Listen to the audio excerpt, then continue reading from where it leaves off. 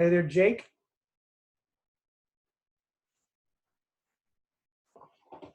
Let me just post this for those of you that don't already know where to go. Also, I need to turn on my AC. It's getting hot.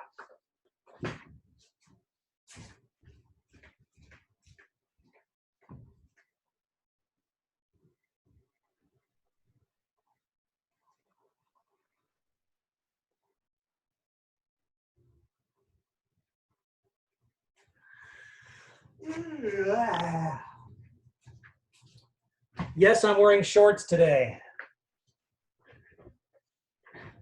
You weren't supposed to see that.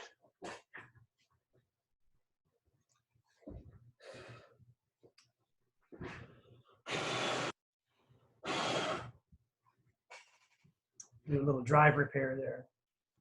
Okay, how you guys doing? Everybody taken exam 2 yet? Probably not. Not yet. That's okay. That, by the way, that little assignment, the little history networking assignment, I have to fix that so that you can submit it. I think that the date is not right on it. But I would do that before you take exam 2 because it may help you. And there's a couple of things that we're going to learn today that kind of overlap with chapter 9 that may also help you with exam 2. So let's finish this today. We'll get all the way through chapter 10 today, although there's a whole lot to the internet chapter. I submitted it as text instead of PDF. Is that fine? Yeah. The only thing, by the way, when you guys submit assignments to me, and I'm going to modify some assignments here at the 3rd section of the class, which is going to be after exam 2, due Saturday night. Don't send me Word documents. Convert it to a PDF, or just send me a straight text file, okay? So sometimes you guys are uploading Word documents or emailing Word documents. Don't do that because a lot of times email, viruses a lot of times can be embedded in those. So make sure that you're converting it, saving it as a PDF. There's many different free ways to do that. That should be one of those things where all your professors are requiring that.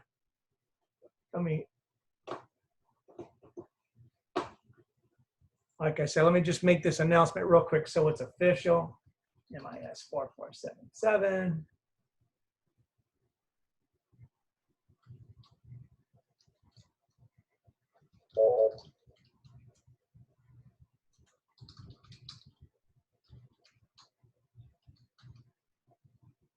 Just so that it's got the link on it.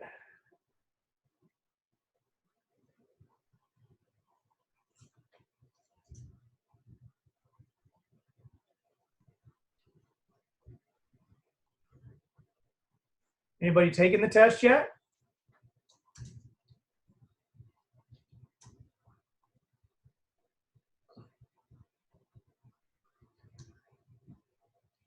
Probably nobody because you're scared of it, right?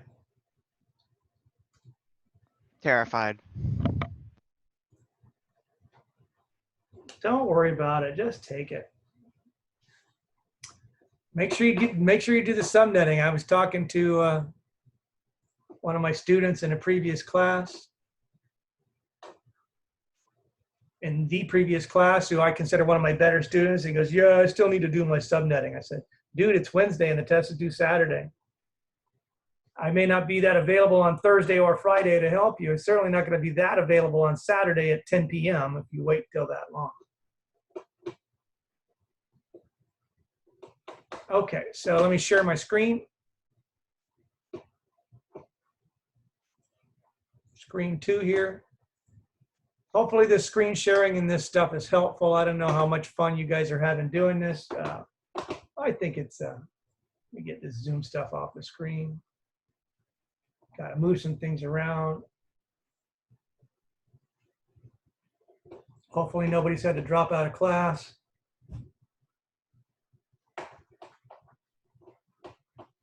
Where's the chat thing? Oh, there it is.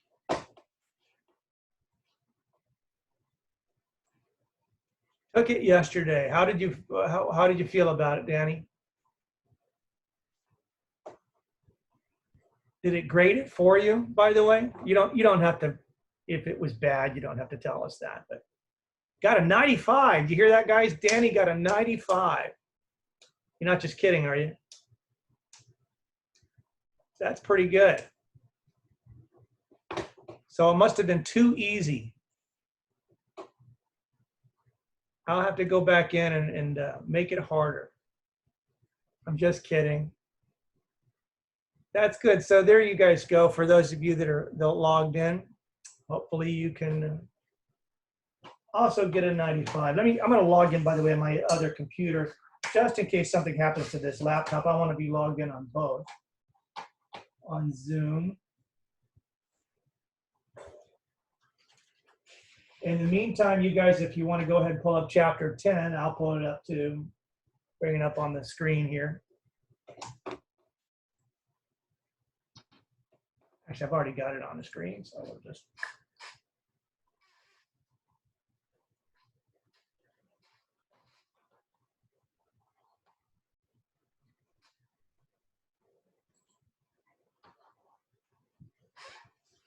Okay.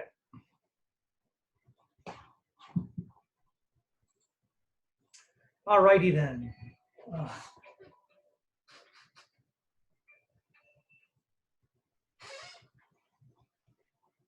The internet chapter. I've talked some about internet stuff already, like the history of the internet, but what's important to get out of this chapter is, well, we'll talk specifically about internet governance and some of the popular internet protocols and the way that providers give services to end users, individuals, and businesses.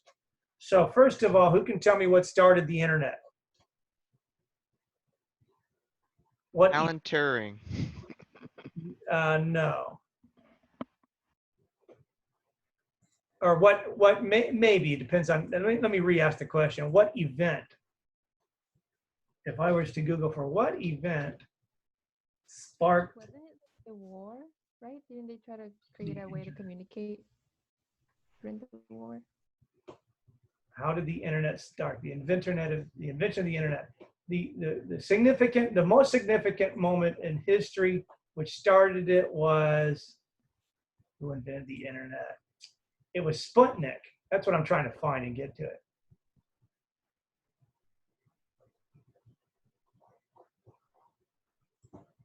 Let's Google for that.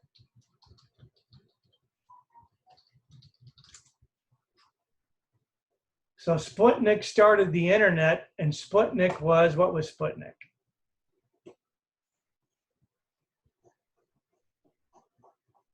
Scroll back up here. Anybody ever heard of the dark web, by the way? Yes. Yeah, bad stuff. There's multiple internets. The internet we know, by the way, runs on port 80 and port 443, but there's lots of other internets that have different websites. But Sputnik started the internet, and that's because the Russians, or the Soviets at the time, launched a satellite, spy satellite. We didn't know what it did. And that was 1957. They had their first thing in space. All that Sputnik really was it was a basketball-sized metal ball with antennas sticking out of it that beeped. That's all it really did.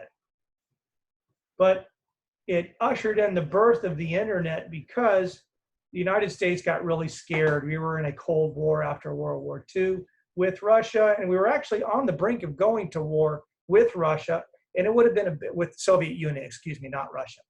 With the Soviet Union, it would have been a bad war because the Soviet Union and the United States were experimenting both with nuclear weapons, which the USA had showed, unfortunately, by bombing civilians and killing hundreds of thousands of civilians in Japan, Hiroshima and Nagasaki. A lot of controversy over that. We didn't want to do that again. So the government, the military part of the government, this was originally a military thing, got together. There's already a group, an organization funded for the military called DARPA. So the internet originally was funded by a group called DARPA. So who is DARPA?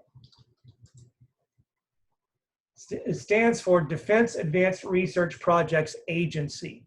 It's kind of like NASA or NSA or the FBI. They're another organization, but it was primarily to fund research. And the reason it has the D on there is because it funded specifically defense research. So DARPA gave the military and gave universities. So originally the internet was a bunch of military sites and universities. And not that many, actually. U of H was one of the first ones. DARPA also funded a project called Project Blue Book. Does anybody know what Project Blue Book was? The search for little green men, the search for aliens. By the way, if you ever Google for what Project Blue Book is. Anybody in here believe in aliens?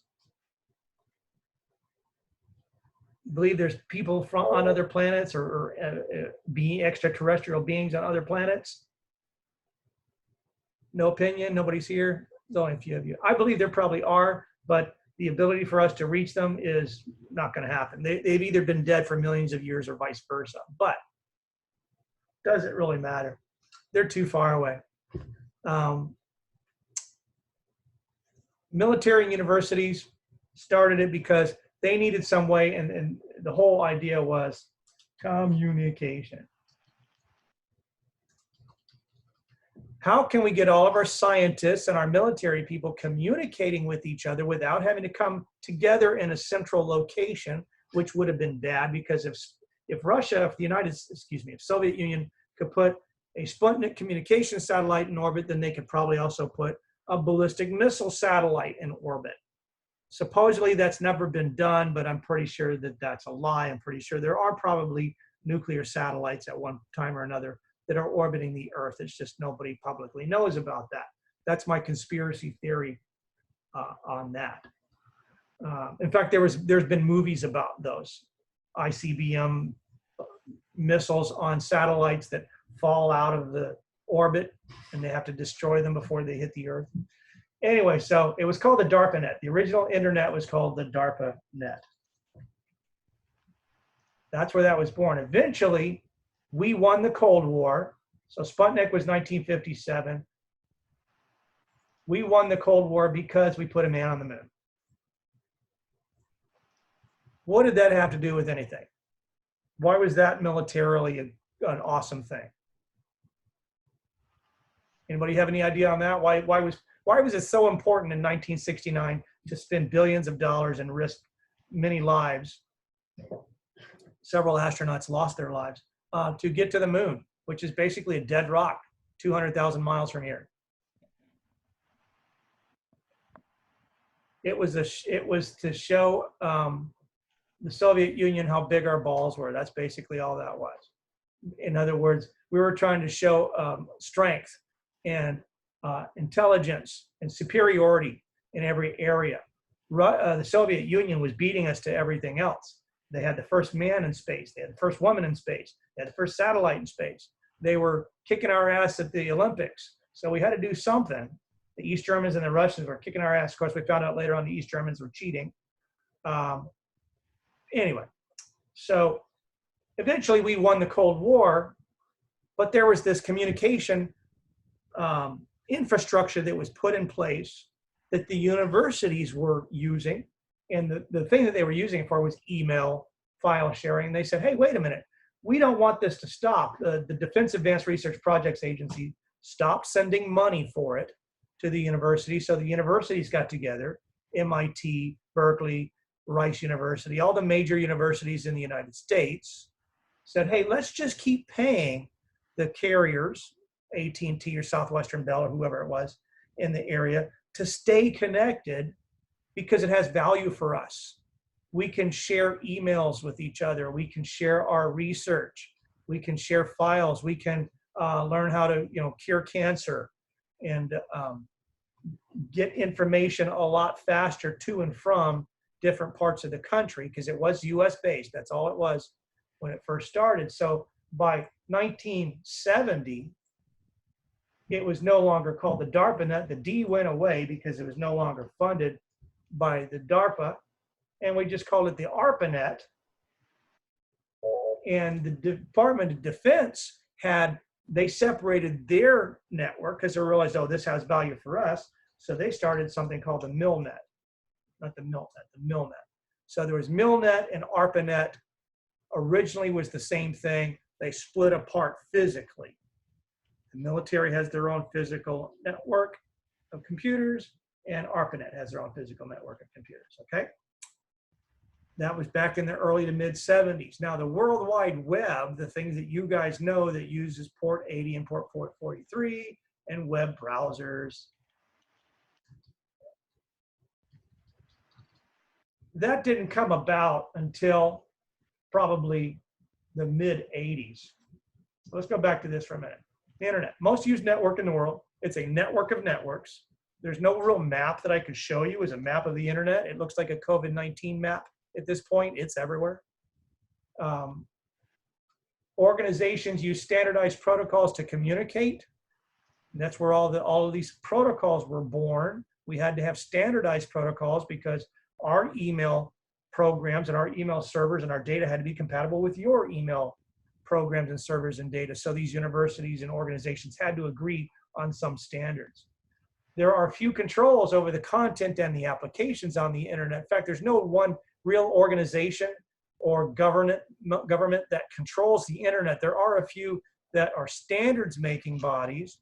There are a few that make technical recommendations, but there really only is one, and we'll get to this later, one organization which I claim, or my claim is that they're as close to governing the internet as you can get without being an official internet governor. There's no such thing as that. The World Wide Web was born in about 1990. Most of you weren't alive then, so that means that most of you have been born into the World Wide Web age, not even the information age, the web age, the age of web pages, where you're all familiar with from a very young age going to a website to watch videos or play games or whatever it is that you do, or send emails or chat with grandma, whatever it is. Just understand the World Wide Web does not equal the internet, the www part. That did not come about, like I said, until about 1990. And with the invention of a web browser, like Netscape, and the first web browser is called Spyglass Mosaic. And the reason these GUI browsers got popular or were able to be used is because we invented at about the same time a graphical user environment. The GUI was invented. Who invented the GUI? Was it Steve Jobs? Was it Bill Gates? Who invented the GUI? Two popular GUIs, neither one of those invented it. They both stole their ideas from other companies. Wang, IBM. There was other companies that had come up with something that looked like a GUI. Xerox, the Ethernet people. So both Steve Jobs and Bill Gates stole the idea of the GUIs from word processing companies and copier companies. But because we had a GUI environment now, it made sense that, hey, let's share pictures now, not just sending files. So I've been on the internet for many, many years. In fact, my original email address at U of H was jake@129.7.1.7. Because we didn't have, up until about 1990, well, about 1988, we didn't even have a domain name. Excuse me, 87, we had a domain name, but not before then. So in 1983, that was my email address.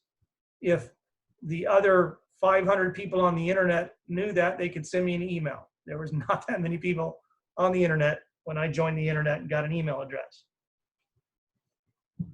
Al Gore, the reason I mention Al Gore is sometimes you read that Al Gore invented the internet. He did not invent the internet.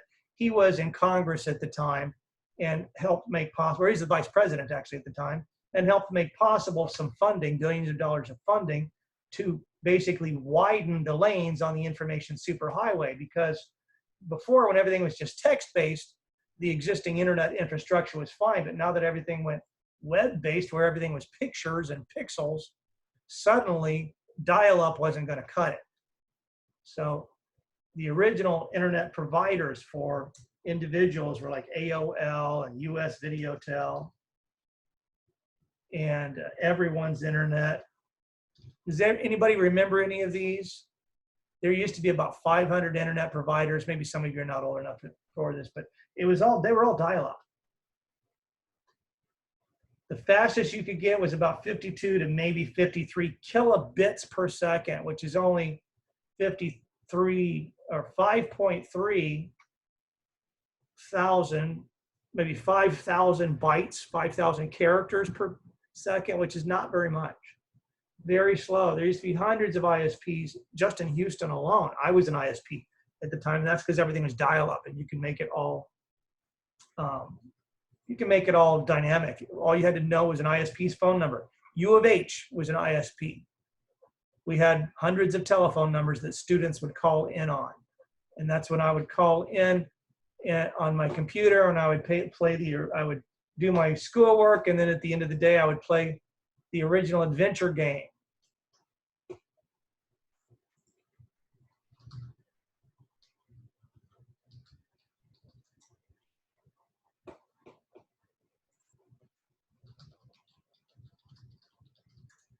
The game by which everything you play, Fortnite and Warcraft, all that stuff, it's all based on this original adventure game, which I used to play and got real good at. At one point, I had the high score in the country for about 3 months out of the 1,000 people that played it.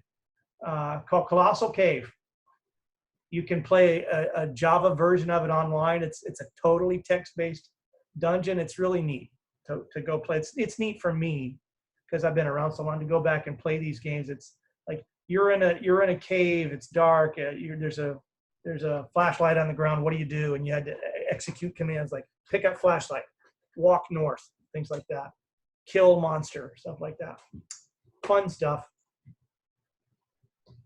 So internet providers these days, so now we're getting out of the old history, crunchy, crusty legacy stuff into what's going on these days. Internet providers, so that term, ISP, need to know that term. Oh, by the way.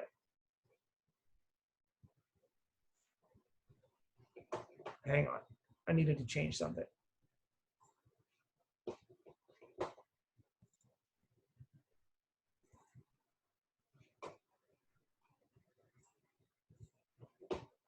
There we go, sorry. Okay, so you guys can still see the screen, right?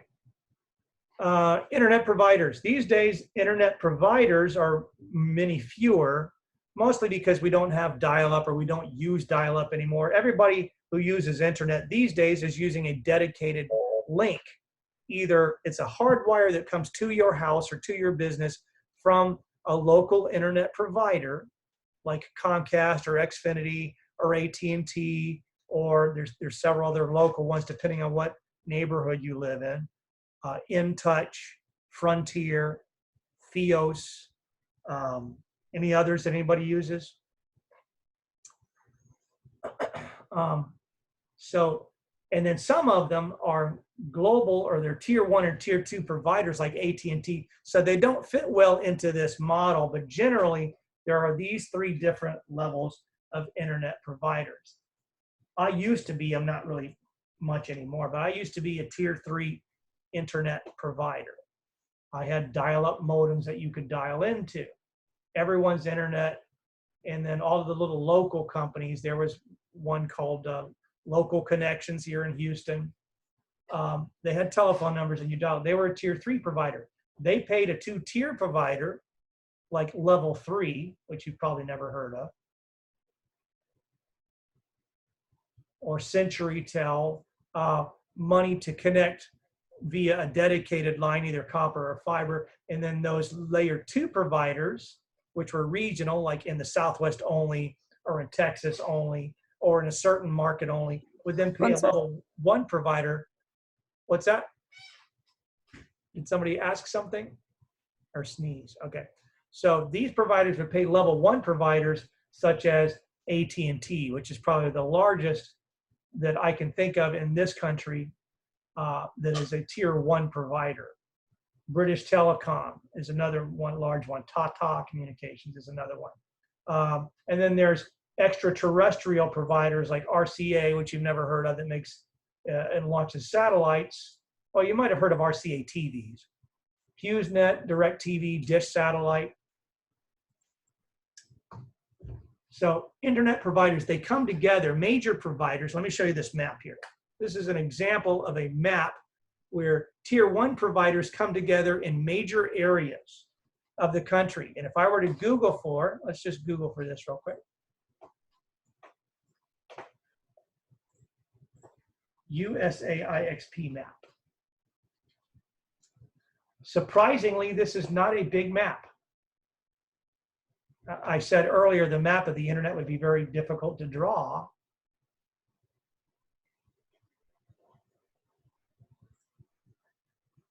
But a map of the internet, here's a global one.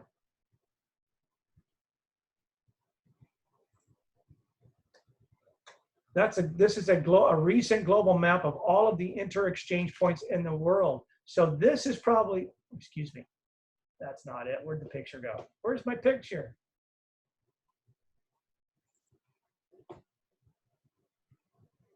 I'll just show it to you there.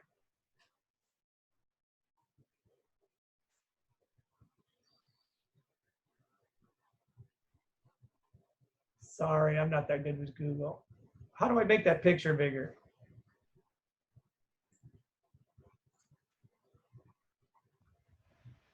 Open image in new tab. I guess that's what I want to do.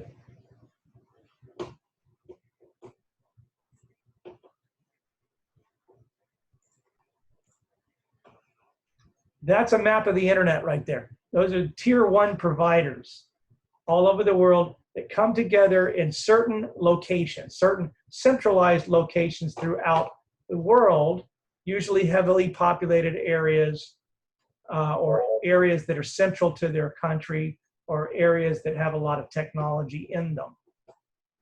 There's one in Iceland. That's interesting. See if I can find another map just of USA IXP. There's one. Oh, excuse me, sorry. So interestingly, Houston is not an IXP. Why do you think Houston is not an IXP? And again, this is where major carriers like AT&T and Sprint and Verizon and all these different companies that are carrying internet traffic and other companies you never heard of, like Level 3, they come together and they do what's called peering, and they hand off data cables to each other to share internet. Why isn't there one in Houston? Why isn't there a major IXP in Houston? Anybody? You can turn off your mic and say so, or you can type in the chat window. Why are there no IXPs in Houston? What's Houston well known for? Hurricanes? Yeah, what bad things are we known for? We're Hurricanes, we're flooding. known for floods. We're known for hurricanes.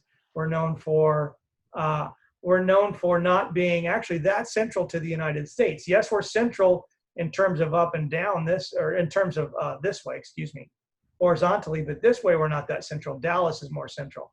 We're right here on the edge. There's nobody in the Gulf of Mexico that needs internet. They're going to use satellites. So Dallas is a more appropriate place for an inter-exchange point. Also, the electricity is cheaper up there. They're less susceptible to hurricanes and floods and things like that. There's actually a large inter-exchange point in Las Vegas now, or right outside of Las Vegas, and that's because all the data centers are moving to areas where they're not near the coast. They're not. San Francisco is a bad place to have an inter-exchange point. Although all the high-tech companies are there, San Francisco is bad for many reasons. Why is San Francisco bad? Anybody ever been to San Francisco? Isn't there a lot of earthquakes? Yeah, earthquakes. What else? Price of living? Yeah, anybody bought a gallon of gas in San Francisco lately? Maybe not lately, but a year ago, it was like $4 a gallon. Ridiculously high. Yeah, cost of living is high. They have all kinds of problems, fires, floods, earthquakes. It sounds like a terrible place to live. I don't know why people want to live. It's freezing cold in the middle of summer. I've visited a couple times. I don't understand what the draw is. I guess because it doesn't ever get to 100 degrees. But anyway, so San Francisco is not a great place for a lot of that stuff, but that's where a lot of this stuff was born. Most companies that are based out of San Francisco actually have all their data centers right here in Las Vegas. So my point is inter-exchange points, IXPs, these are where the major internet providers come together and engage in something called peering. ISPs at the same tier, at the same large level where they provide services to other internet providers, not necessarily to end users. The tier 1 providers come together and set up peering agreements. They don't charge each other. The way that tier 1 providers make their money is they charge tier 2 providers, which provide services only in a geographical area, or only in a, like I said, only in certain lines of business, maybe medical only, or financial areas only. And then like Wall Street, for example. Then tier 3 providers are local companies. They may have multiple POPs, multiple points of presence all over the country, like Xfinity, for example, and Comcast.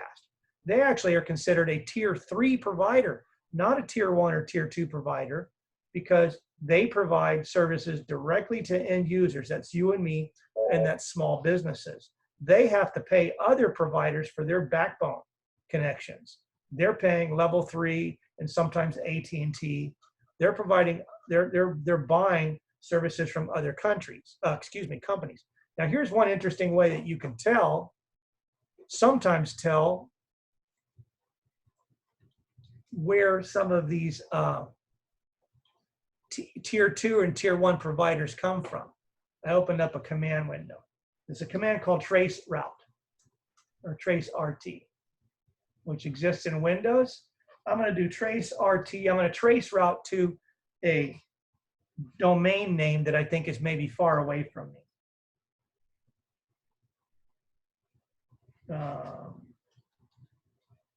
Let's see where that is, monkeys.com.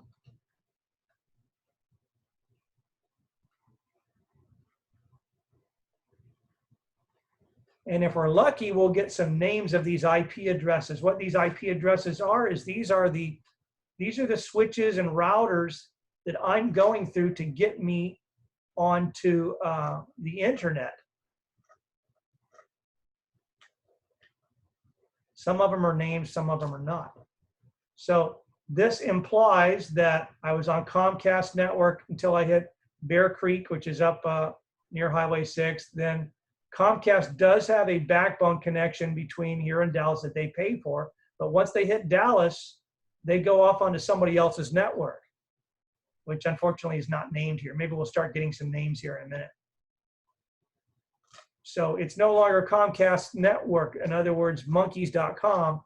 Maybe they are Comcast customer, maybe they're not, but in between the city that they're located, wherever their website's located, and me is not Comcast.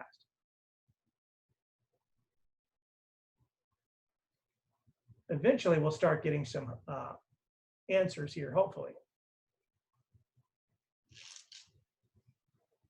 Maybe that wasn't a good one to try.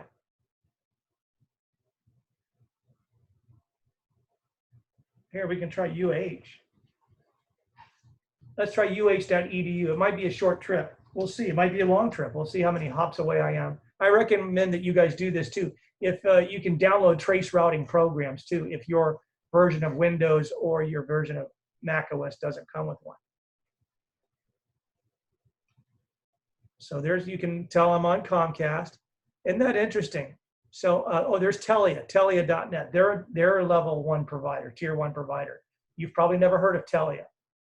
But Telia is what many universities use to connect themselves together. So my traffic, I'm trying to communicate with University of Houston. My traffic went all the way from here to Houston, to Dallas, to TeliaNet, wherever that is, back to Dallas, back to tmc.edu, whatever that is, which is, again, that's probably another internet provider, TMC. And then eventually I hit uh.edu. So we're using companies like Sesquinet and Telia. We're using other companies. So when we used to be, by the way, U of H is considered a tier 3 provider because we used to provide services. We used to have dial-up. I would log back in the 80s and early 90s, I would log in with my modem to one of U of H's 713, 749, whatever. I don't remember the number. It was a million years ago. And log in and try to do my work at 1200 baud or 2400 baud or Boy, when we upgraded to 56K, it was like night and day. But even that was still dark times. So what you need to remember from this is that tier 3 providers get charged by tier 2 providers. The way they make their money is they have to charge end users that are not communication companies. In order for them to provide services, these tier 3 providers have what's called, oh, by the way, there's an inter-exchange point map right there. That dot should actually be Las Vegas. That's San Diego. That's Silicon Valley. That's San Francisco. Washington. Dallas. These are off a little bit. The guy who drew this map is, I guess he's on crack. There's a lot of it. There's a lot of data in Orlando, by the way, and that's because Disney owns ABC. Disney owns a lot of what we watch on TV. There's one in Alabama. Actually, I don't think that's accurate. I don't think it's in Alabama. I think it's in Georgia, but close enough. That's about what an inter-exchange point map looks like. The ISPs come together with, usually it's fiber connections, and they're very fast fiber connections. OC 192, remember the OC service we talked about in the last class? OC 192 is 10 gigabits per second. That's faster than most people's local internet. Your local network, your Ethernet ports coming out of your routers or going into your routers. OC 768, OC 3072, that's 160 gigabits per second. U of H, I believe we have 2 OC 622, somewhere around there like that. Or I'm sorry, OC, oh, I can't remember the exact, OC4. We have 2 OC 48s, I know of that, unless we've upgraded. Obviously, layer 1 or tier 1 providers need much bigger backbones. They're called backbones, even though it's not really a backbone network from their standpoint. It's a backbone network from your standpoint. Internet peak traffic, this is old data, so I've got to update this. It's estimated to reach what is PBS, by the way, PBPS? That's petabyte, or petabit, excuse me. Petabit per second. How much is a petabit? What do you have any idea? Is it 1,000 terabytes? How big is a terabyte? It's 1,000 gigabytes. So a gigabyte is 1,000 megabytes. And then after you have terabyte, petabyte, and then you have exabyte, and then you have zettabyte, and then you have a nanobyte. It keeps on going, all the way up to a Google byte. This is all that it happens to be on this one. So there's gigabyte, terabyte, petabyte, exabyte, zettabyte, and yottabyte, which is like yottabyte me. I think somebody got drunk and named that one day. A Google byte eventually is a 1 with 900 zeros after it. It's a 1 with 99 zeros after it. So it's 2 to the 100th power. Big numbers. Anyway.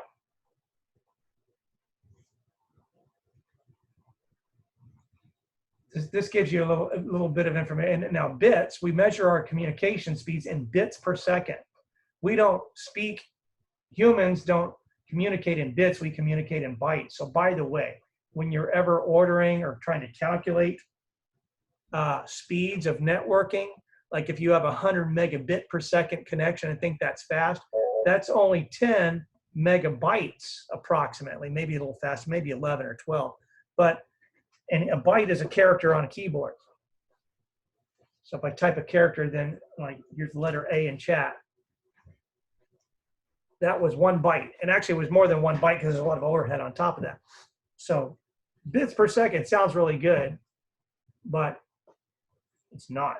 Bytes per second is better. A POP. So I mentioned that term POP. A point of presence is the location where an ISP provides services to its customers. This can be either and sometimes we also call that a main distribution facility.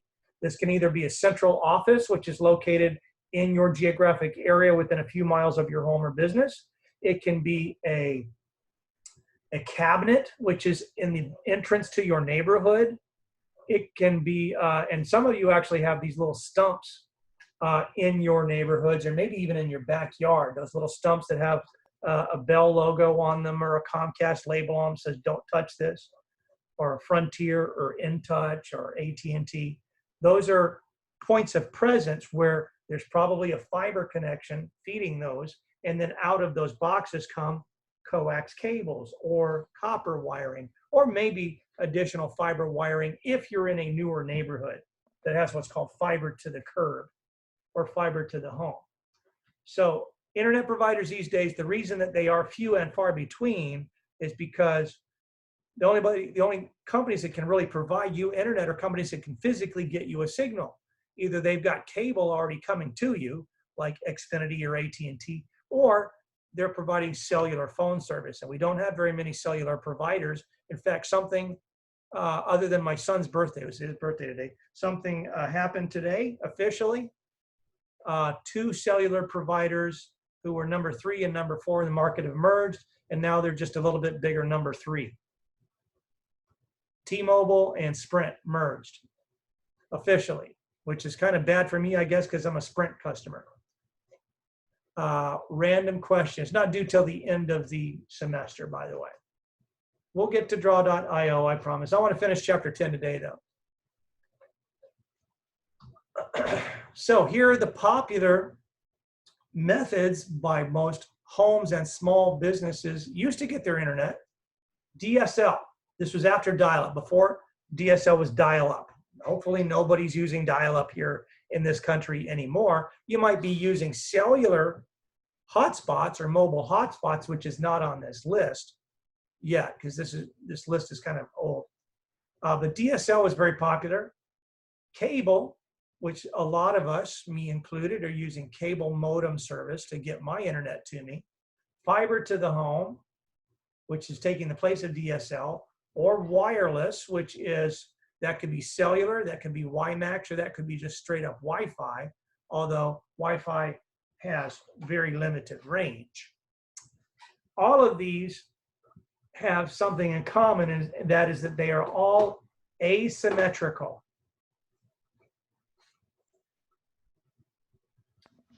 They're all asymmetrical. What does that mean in terms of the services they provide you? Anybody have any idea? Anybody want to add anything? Anybody want to ask any other random questions? Asymmetrical means not the same on both sides. Your internet service at your home and in most small businesses is always, always, always going to be asymmetrical. So if you have, who in here has some really fast internet, like 150 megabits down or 300 megabits down, gigabit speed? That's in one direction. It's like there's a freeway coming to your house and there's 10 lanes coming to your house and there's only 1 lane going away from your house. That's okay. Asymmetrical is okay for most business use and most home use. Why is that okay? Most homes aren't uploading things to the internet, they're just getting things from That's the internet. right. 90% or more of what you guys do is you're getting stuff off the internet. And the stuff that you're putting on the internet is just you a lot of times. Maybe you're uploading a video, or you're typing an email, or you're storing a file. Maybe you're doing some file storage occasionally, but you're not putting a lot of data up. We have a limited freeway space, a limited amount of bandwidth that we can send to somebody. Let's figure out, well, if there was 4 lanes going up and 4 lanes going down, we're wasting a lot of those upload lanes because we're not uploading that much, but we need a lot of download. So let's take 7 of those 8 lanes and make those download lanes and put 1 lane over here for the upload lane. So almost all services that are dedicated to internet, unless they are leased lines or WAN connections where you're leasing them, they're almost all asymmetrical. They cost much less. A symmetrical connection equivalent, like if I was to buy a 100 megabit symmetrical connection that's dedicated, I'd be paying $1,000 a month. 100 megabit asymmetrical non-dedicated connection is $100 a month. Big difference in price. Now, has anybody ever heard of WiMAX? Probably not. You've probably all heard of 4G and 4G LTE and the new 5G. But the reason you've never heard WiMAX is, and it was good technology. There was a company called Clear Communications, which got permission from the federal government to use, or the FCC, to use the 2.5 gigahertz range. And they were becoming a very successful company around 2010, 2011. Sprint, which was one of the telecommunication providers, and the reason they're in trouble and got bailed out and bought by T-Mobile, bought Clear Communications, and they had a great deal. You paid $50 a month, you got 10 megabit download speeds on wireless that had a range of 12 to 15 miles. Long range, much longer than cellular service, and much longer than pretty much anything else. And it was mobile. I used to drive around with one in my car, and there was no data caps on it. You got for $50 a month, it was all you could eat, all you could download. It was great. Faster than the existing cable at the time, which was only about 6 megabits per second. And so they started getting really popular. They popped up all on every street corner. Sprint bought them for $4.4 billion, claiming, and I got a big beef with Sprint on this, claiming, oh yeah, that's what we're going to adopt that technology and use that. 3 months later, they got rid of it. They killed it. And so everybody that bought a modem, me included, was out in the cold. They turned off the service. And they said, well, we have this other thing called 4G LTE, which you can get on your cell phone. All you got to do is enable your cell phone for hotspot communication. And oh, by the way, we're going to charge you per gigabyte for that. That's why they killed it, because they had a competing product. They had 4G LTE, which was inferior. 4G LTE is not as good as WiMAX. So I have a big beef with that. You'll see it occasionally offered in other countries, and you'll see it in the notes, but WiMAX is dead. And so sometimes companies do that. Microsoft is a big doer of that. They buy companies all the time to make them go away. Intel buys companies to make them go away. Amazon buys companies to make them go away. Because if you can't beat them, join them. Or if you can't, the other adage, and maybe you learned this in marketing class, if you can't beat them, buy them and kill them. If they're cutting into your profits, as long as you're bigger than them, you buy them off and make them go away. Predatory. The federal government doesn't like when that happens, especially when you're dealing with frequencies and stuff. So Sprint got looked at real hard. Sprint's been losing money for a long time, and they got a really bad rap over that. And that's probably why T-Mobile was able to buy them. T-Mobile and Sprint are both struggling. So they're both kind of drowning, far behind Verizon and AT&T. So it's like the two drowning people in the ocean are grabbing onto each other in hopes that they'll stay afloat. We'll see what happens. The generic term for anything that's at your home, which provides internet services to your internet provider, your ISP, is called CPE, Customer Premises Equipment. We typically just call it a modem or a gateway sometimes. It depends on whether the modem function is inside a device that provides also Wi-Fi and Ethernet connections. The facility where the services are is called an MDF, a main distribution facility. Usually it's a facility where no humans are at. There's a bunch of communication equipment inside of it. All over Houston, AT&T, or formerly Southwestern Bell, has what's called central offices, or COs.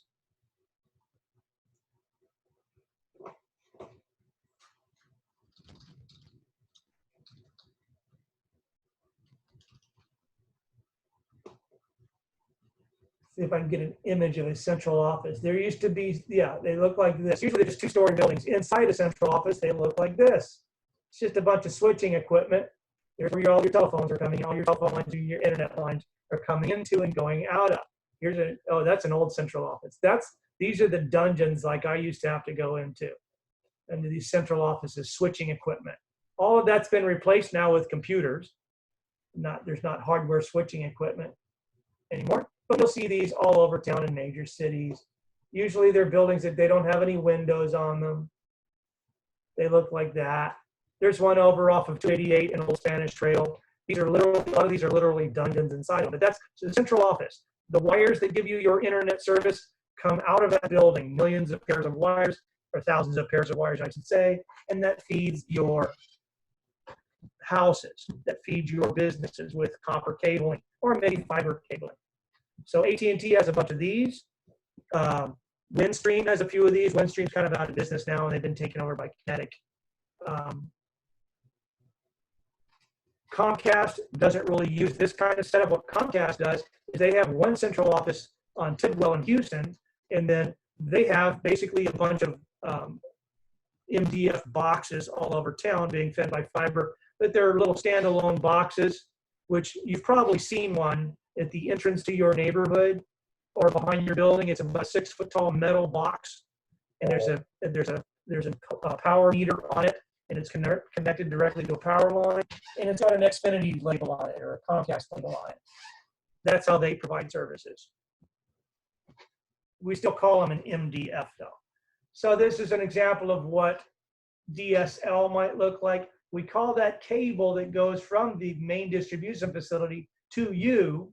We call that the local loop, or also called in quotes, the last mile. As I mentioned in the previous class, it's not literally a mile long. It's anywhere from maybe half a mile to 5 or 6 miles long. It's usually not longer than that. You can't have copper cable run very far before it has to be repeated or regenerated somehow.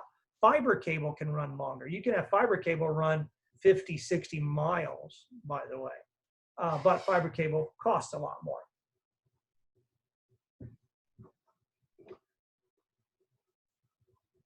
DSL is cable, DOCSIS, even your mobile, cellular, Wi-Fi hotspot, they're all asymmetrical, so that's what that term means, asymmetrical.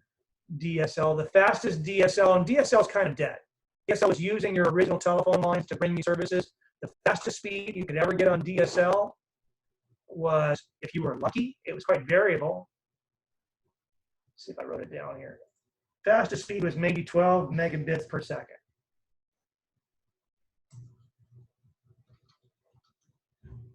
And that was download speed. Your upload speed would be like 1 megabit per second.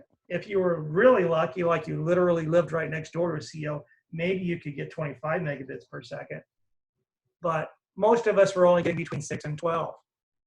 Not very fast at all. And you can still buy DSL. In fact, some of you might be on DSL. Some of you might be on LSD. I don't know, but hopefully not. Some of you might still be on DSL because you're in an old part of town, or you're in a part of town where they have not brought fiber because it doesn't make financial sense to do so, if you know what I mean.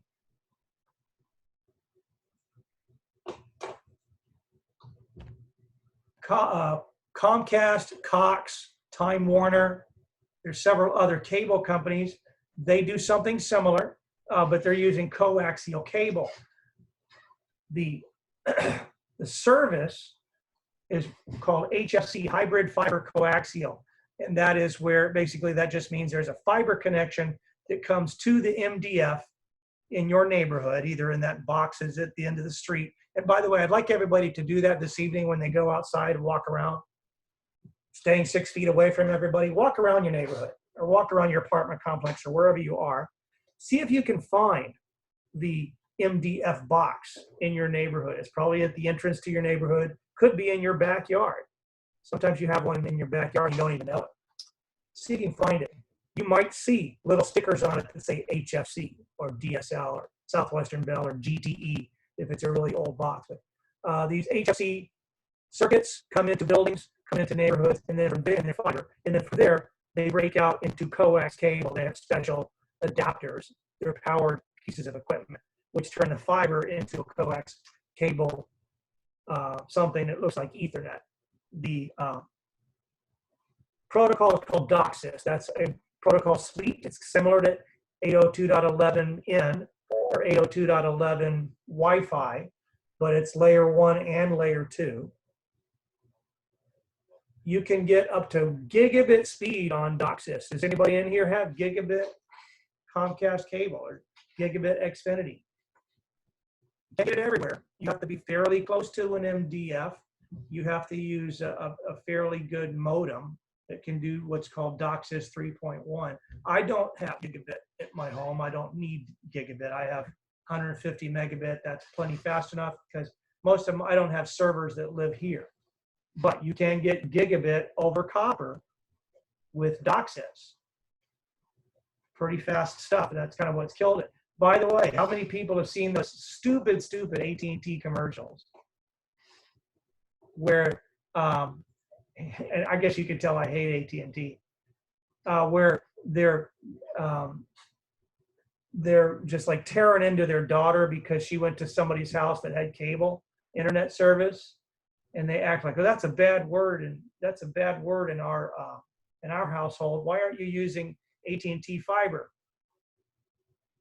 And it's true, AT&T fiber connection, if you can get it to your home or to your business, is better than cable. It's faster, and we get all the advantages of fiber. But how many homes and businesses do you think can get AT&T fiber in Houston, which is the third largest market in the country?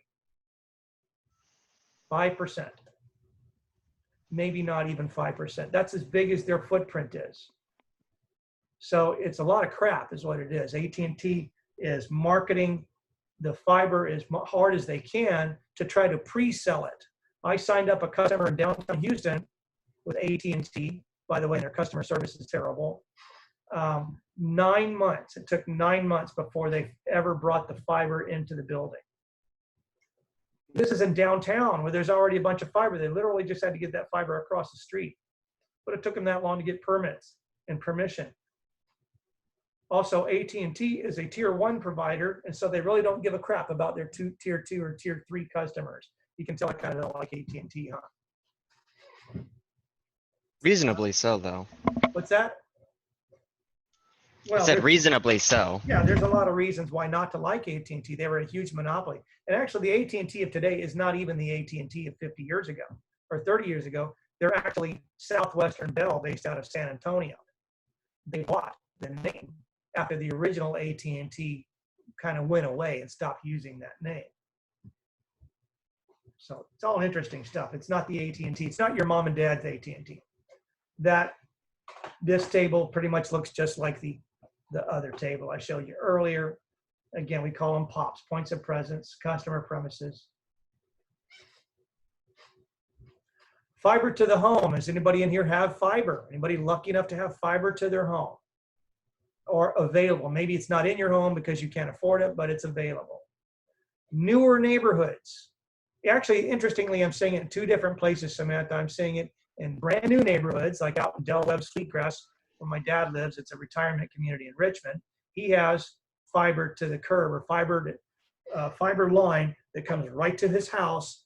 And there's a box on the side of his house that if he wants to, he can get fiber from, I can't remember the provider. It might be InTouch. It might be Kinetic. I don't remember who it is that's providing the fiber. Could be AT&T. I don't remember. About $130 a month. He doesn't get it. He has Comcast coax instead because it's cheaper and he doesn't need gigabit speed because he's retired. But you'll see it in new areas, and you're also seeing the 5G rollout. Again, that's only about 3% of the area, but you're seeing the 5G rollouts in the low-income areas like the 3rd Ward or the Heights. If anybody lives in those areas, you can probably get 5G wireless gigabit internet. And that's because, and the only reason that is true is because the federal government is paying incentives to internet providers to provide internet in underserved areas where the internet either is not very good because it's a legacy area where it's just DSL and it's crap internet. So not the FCC, but the federal government is saying, hey, we'll fund you. So that's why Verizon jumped on that bandwagon and other companies jumped on that bandwagon and said, hey, we're going to put 5G in. It's because they're getting paid by the federal government to do it, not by you. It's a very expensive thing to do. 5G requires basically an antenna at every other telephone pole. You know, not right now you can get 4G LTE if you're within viewing distance of a cell tower. You can be 5 miles away and get decent internet speed. You have to be within 500 yards to get 5G of a 5G cell tower. So that's fiber to the home. So WiMAX, again, WiMAX is dead. It's still usable in other countries, but Sprint sold it here. LTE, this is the most common wireless internet right now. There's 4G LTE. That's just a marketing term, stands for long-term evolution. Bear in mind that all the mobile companies that provide internet they do one of two things. They either give you a limit as to the amount of bytes or terabytes that you can download per month, or they make you pay for it if you go over that limit, or they do what's called throttling. And you know you're being throttled because usually at the end of the month, near the end of your billing cycle, you'll notice that if you're using your phone to download stuff, suddenly it's a lot slower. Suddenly your Netflix videos start getting really choppy. Suddenly, you can't get to some websites, and that's because they're throttling your traffic because you've used your allotment of bandwidth for the month. And that's because that provider probably is a tier 3 provider providing services to you, and they're having to pay another provider, and they pay by the bits per second, or the number of bits going through that connection. Another way that some people can get internet, and this is like a worst case, last resort scenario, is satellite. Anybody in here have satellite internet or experienced it before? Anybody ever been on a cruise ship and tried to use internet on a cruise ship? They're using satellite internet. First of all, they charge you a lot of money because it's expensive. Satellite time is very expensive, especially for that kind of satellite. Fixed-based satellite, which is what Dish and DirecTV and HughesNet offer. Those are called terrestrial. I say extraterrestrial. These are terrestrial companies. Those are terrestrial internet, meaning they have a satellite 22,000 miles away, and they can hit pretty much everywhere on the planet, including Antarctica. They can hit everywhere, and so that gives value. But the internet service is really slow. It's fast download. You can get pretty fast download. It's very slow upload. Many times, and it's very asymmetrical, and many times it's because the upload is a backhaul on a cell carrier, or the upload is very, very, very small because satellite's primary job is to download, not to upload, or to send signals back to the Earth. The latency is really, really bad. If anybody ever tries to play Fortnite on satellite, it's impossible. You'll be so badly lagged that somebody will shoot you in the head 10 seconds before your character even moves on the screen. It's the only thing that's available for rural customers. I have a couple customers where they're out in rural areas where the only thing available might be DSL if they're lucky, or dial-up, which is way too slow, or satellite. They maybe get 20 megabits down, 30 megabits down, but it's a painful half a megabit up, if that, and latency is super high. So you can't use that for most two-way communication. Certainly not for VoIP, voice over IP, certainly not for this. You cannot do what we're doing right now, Zoom communication on satellite. You would receive pictures, but we wouldn't see your picture. We wouldn't see your video. We would just see your photo of you. Okay, now to internet governance. I'm going to expect you for exam 3, which will be available on the last day of class, which I need to check the syllabus and see, but it's sometime around late April, early May, like April 30th.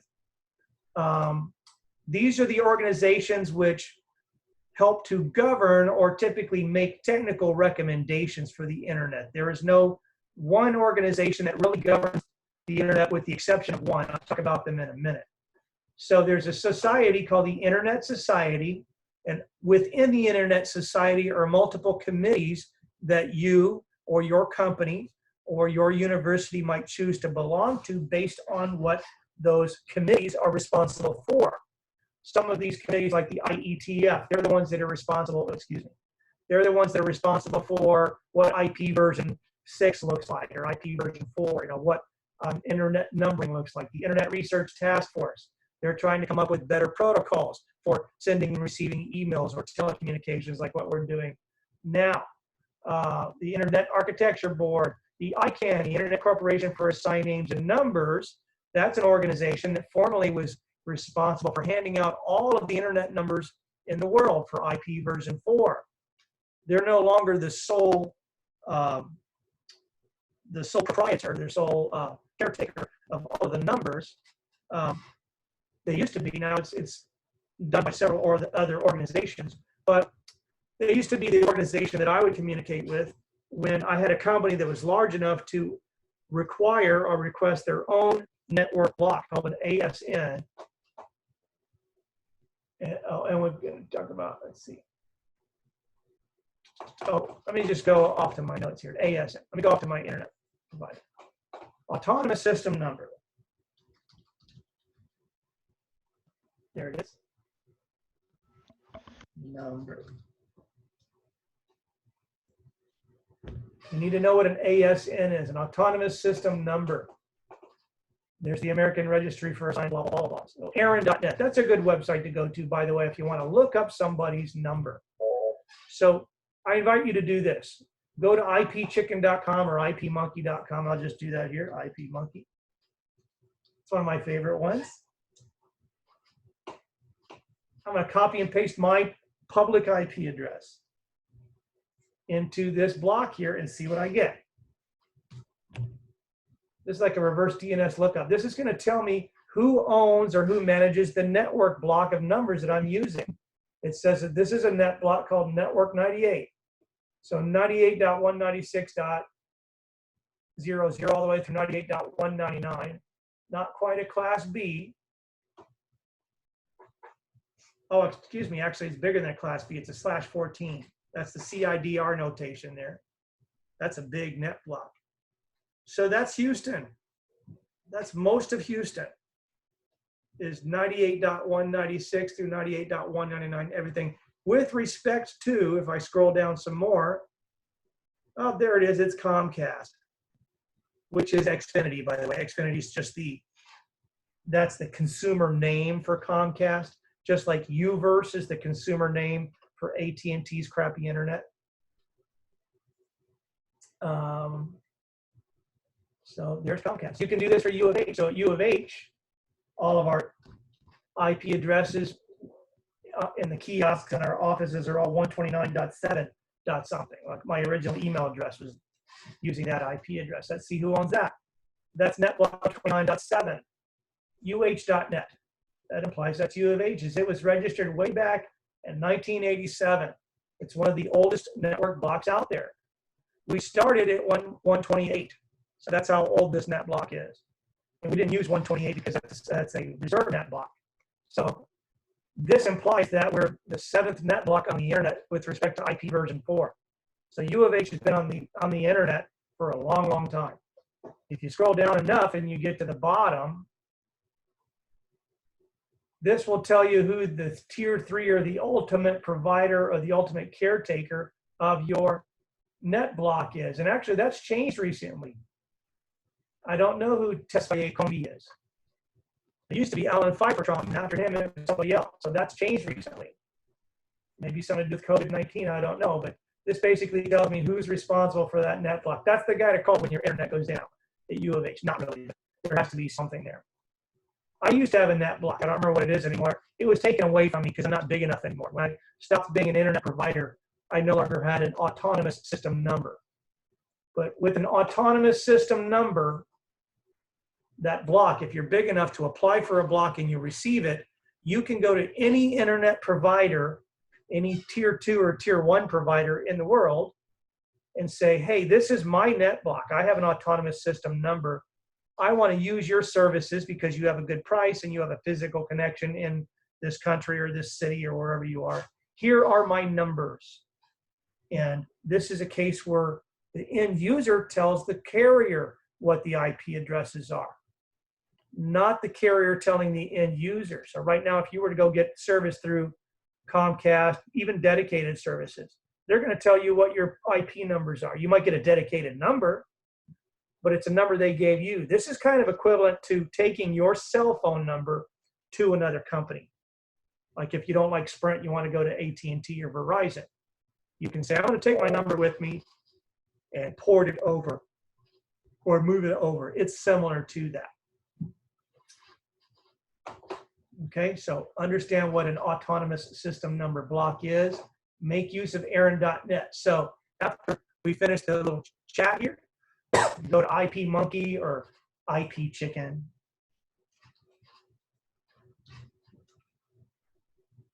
Or you can go to whatismyip.com, or you can ask Google I don't like whatismyip.com because you can only use it a few times and then they start asking you to look at ads and crap like that.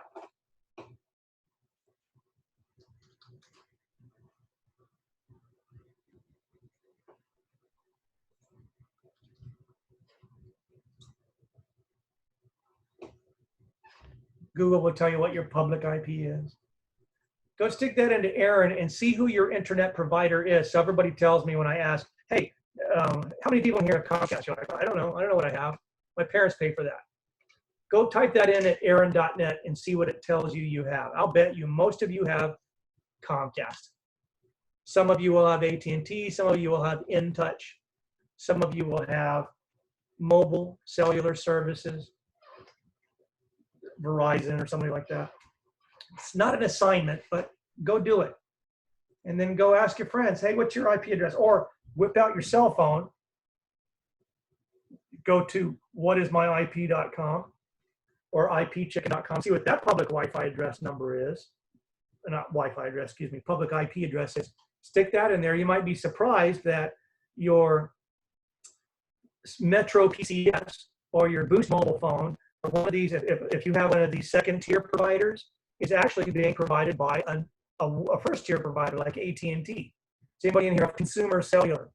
Or does anybody have a grandma or grandpa with, Cricket or Boost or any of those, or Metro PCS, the third tier providers? Go try it on one of theirs and check and see what IP address they give you. I mean, what name they give you. Okay, so I want you on your own to go Google for each one of these, and these are really easy to do. You can just Google. Let's see excuse me. I'll talk about net neutrality in the next class. I don't think we're going to get to it today, but all you got to do is go Google for who is ISOC.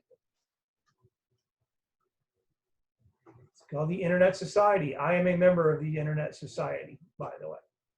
Founded in 1992, they provide leadership in internet-related standards. They help make standards for the internet, such as HTTP, for example, or new application layer, mostly application layer, not network layer, but application layer protocols. Different protocols for video communications, like what we're doing with VoIP here. I mean, with the Zoom here. Okay. So go Google for who are each of these organizations and write those down in your notes, because there will be questions on the test asking you to name which organization is responsible for, or the standards coordinating committees. That's important to understand. These guys are not really governing bodies. They have no formal power to tell a company or tell a person what they can and can't do with the internet. That's left up to the local governing entities within the country that somebody is living in or working in. Or there is one global organization that comes as close to owning or managing or controlling the internet, and it's not listed in these notes, and it's because it hasn't been around very long. Does anybody know who I'm talking about? They're called WIPO, World Intellectual Property Organization. If you've never heard of them, you need to know who they are, especially if you have anything to do with networking. They are, in my opinion, the most powerful network company in the world, even more popular, not more popular, more powerful than Amazon.com. WIPO is the global forum for intellectual property services, policy, information, and cooperation. In short, they settle disputes. This is the major thing that they do. They settle domain name disputes.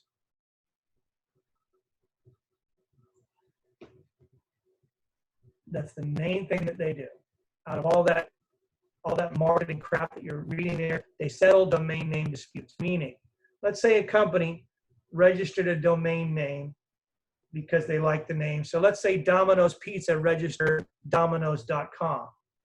But then the Domino Sugar Company also wants to use Domino's.com because their company is also called Domino.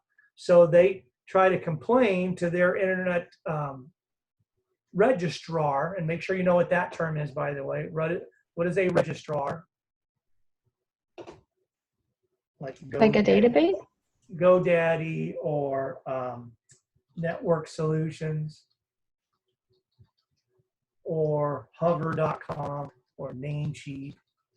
These are all registered. These are where you can get names, domain names. There's many of them, not many, but there's a good number of them in the United States and all over the world. And they're all responsible for the .coms, the .nets, the .orgs. You come up with a name, you go to one of these websites, like I use Namecheap.com. And that's because they're cheap. Namecheap.com. A lot of you probably use GoDaddy. And GoDaddy, I hate GoDaddy. They're like the Walmart of the internet. Namecheap is like the Aldi of the internet. They're cheap and not that big. Not that many people know about it.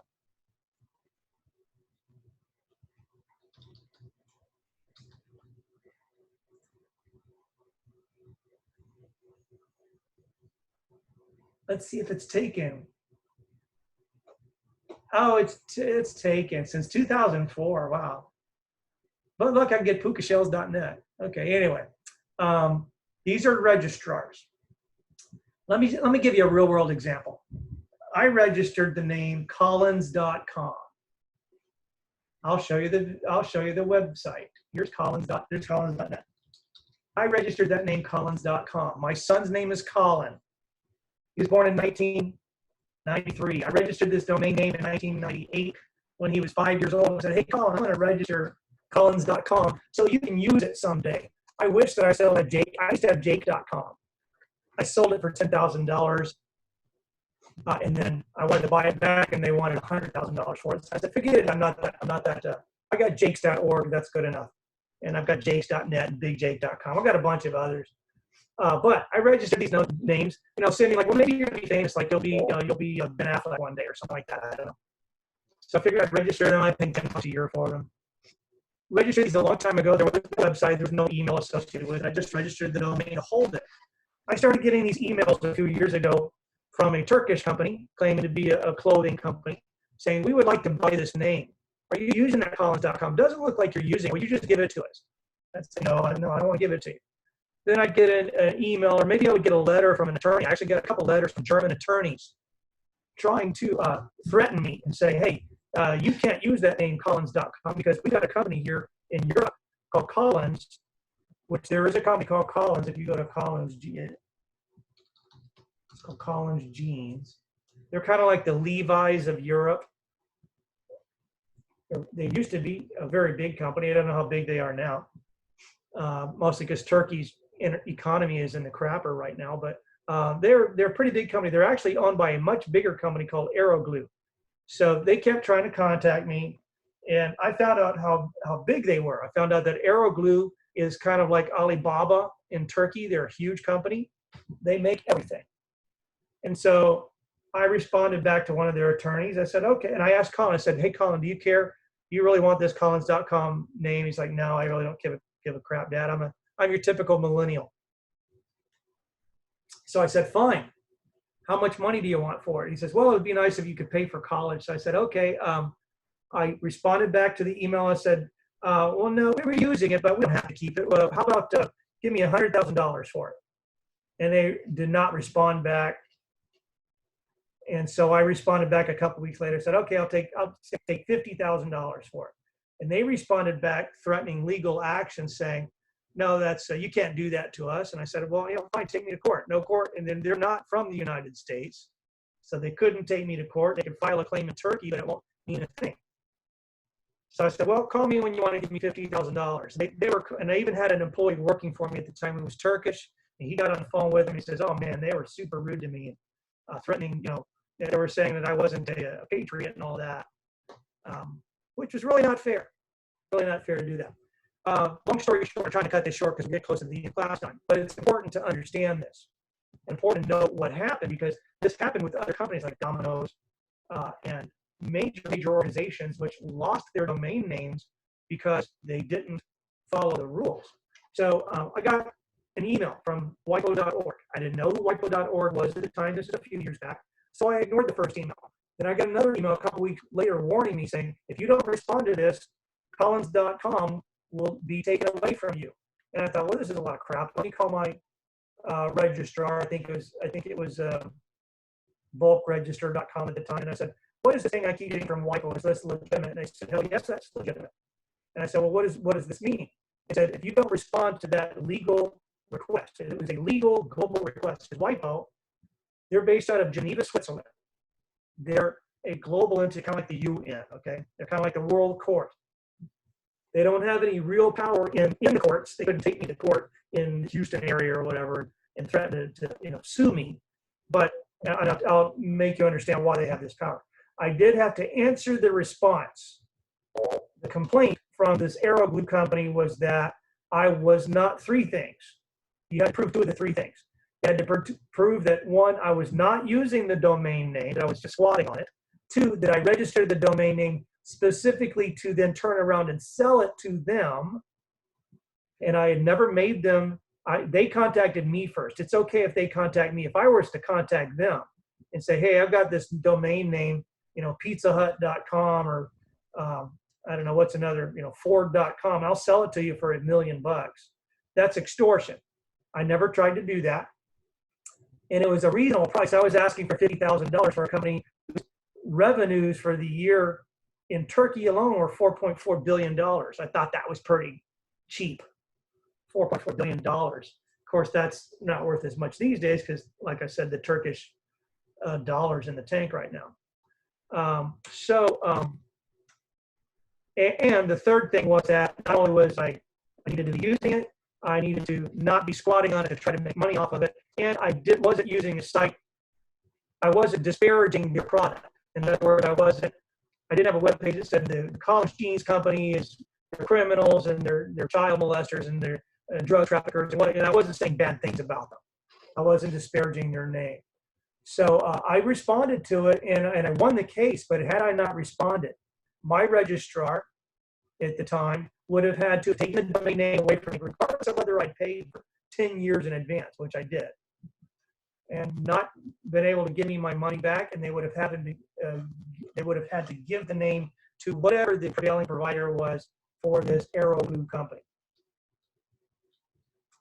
And these guys were sneaky too. They were trying to, I kept getting emails even after that from people saying, oh, I run a little small clothing store in Turkey here. We're just one little store. And every time I looked up to figure out where they were coming from, it was always from this Aero Glue company in Turkey, which is a huge company that makes all kinds of precision machinery equipment.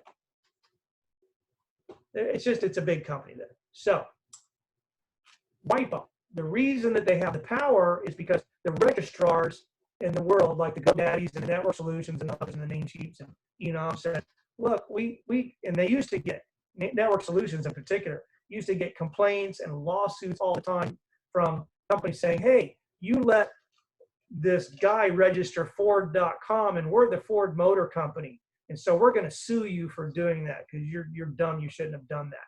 You should have offered it to us first. So Network Solutions, GoDaddy, all the registrars got together and said, look, this is ridiculous. We can't handle this. This is not a case for us. You need to sue us in court or not sue us at all because you're from another country.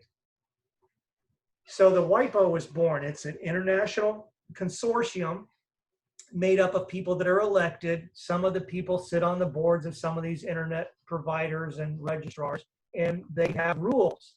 And you have to go through a formal process to make a complaint, and then a defendant like me has to answer that complaint, and then they rule on it. And if they rule on it, that ruling goes to the registrar. And the reason they have the power is all the registrars in the world, every single one of the major registrars, all the GoDaddies of the world, all agreed whatever WIPO.org says, that's the gospel. Whatever they say goes. We'll just take their word for it. They agree to that because they don't want to be dragged into court. They don't want to be sued. They don't want to be threatened. They don't want to be scammed or bombed or whatever or hacked because of organizations that are trying to steal domain names from each other. So that makes the WIPO.org one of the most powerful entities on the internet because this is a .com world with respect to your company. If you do not have Amazon.com or Domino's.com or Ford.com, if your company has a well-known name, but you don't have a .com after that well-known name and you don't have a website, you're not taken seriously. If Amazon.com was Amazon.biz, they probably would not be taken seriously. Jeff Bezos registered that name many, many years ago, or bought that name many, many years ago, before Amazon.com was a big thing, knowing that it was a name that it was, and he did it, it was generic, so he could sell whatever he wanted. Originally, Amazon.com just sold books. So you understand why WIPO equals Internet God. They are Internet God. They make, because whatever they say goes. It doesn't say this in the book. It doesn't say this in the notes. And that's because WIPO has not existed for that long. But that's their primary job. They do several other things. They make recommendations. They have meetings every year where internet providers get together and make each other feel good and talk about things. But mostly it's domain name disputes, which is a huge, huge deal. You can read all kinds of case studies. Just go Google for WIPO case study. And you can read these different studies, and it's all about intellectual property. Case studies about organizations that have successfully won and successfully lost cases where they were able to take domain names away from organizations. Anybody ever been to pizza.com? Domino's Pizza tried to get that domain. The owner of pizza.com said, sure, I'll give it to you for $7 million. Domino's didn't buy that. So anyway, pizza.com, I don't even know who they are now. It's a small little company, a small little site. They registered pizza.com, and they were threatened in court by Pizza Hut and other pizza companies that wanted to take the domain name away. But since they weren't, first of all, pizza.com is too generic of a name. Now, if it was pizzahut.com, yeah, they might have had a case against them. So anyway, go check out WIPO. Who is WIPO? Read some of the case studies on these domain names that have been sniped. We call it domain sniping or domain squatting. Make sure you look up what all these organizations are. And then on Monday, we'll get back to class after everybody's taken the exam. By the way, somebody took the exam already, Danny, right? Made a 95 on it. So if Danny can make a 95, everybody should be able to do pretty well on it in the test. Danny's almost the smartest guy in class. I'm poking fun at you, Danny. I have no idea if you're the smartest guy or not. But with the grade of 95, though, that's pretty good for exam 2. I think exam 2 is easier, but by the way, guys, make sure you have completed and submitted the subnetting assignment and that it gave you a decent grade before you do exam 2, or you will not do well on exam 2. Your best possible grade, if you blow off the subnetting part, even if you're guessing, you're going to do badly. You're going to get a 75, the best case scenario. So make sure you understand the subnetting. And if there's not any questions, I've kind of gone over my time. It's already 5:30, guys. So I'll let you go. Have a good weekend. Like I said, the test is available online right now to take until Saturday at midnight. If there's any sort of technical issues, if you have technical issues, you have 3 hours to take it, let me know. Or if you have ADA compliancy requirements, let me know as soon as possible so that I can reset the test for you, or give you some extra time or whatever it is. You got to have a pretty good excuse. I'm stuck at home due to COVID-19. That's a pretty good excuse. So right now, everybody's got a pretty good excuse. Not everybody's home internet is that good, and we're not supposed to be going out. So I'll see you guys on Monday online at 4 p.m. And we'll discuss the test immediately, because the test should immediately grade itself. There's nothing on there that I have to look at, although I will. I'm going to go back and look at everybody's test to make sure that you didn't just make little typos that gave you a bad grade on the subnetting. And I'm also going to post this on my YouTube channel, and I'll send a link on Blackboard. Everybody have a good weekend. Have a good weekend. Thanks. You're welcome. Thank you. Bye-bye.